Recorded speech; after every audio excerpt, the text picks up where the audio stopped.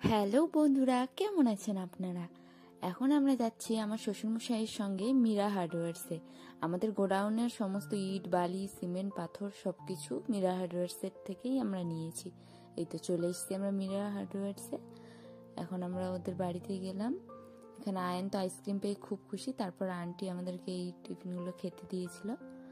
তারপর ওখান থেকে বেরিয়ে এসে বাবাকে আমরা বাড়ির গেটে নামিয়ে দিলাম। ওখান থেকে আমরা চলে গেলাম বালুরঘাট এক্সপো মেলাতে। কত সুন্দর করে মেলার গেটটা সাজানো হয়েছে দেখুন। মেলাতে আজকে প্রচন্ড ভিড় ছিল।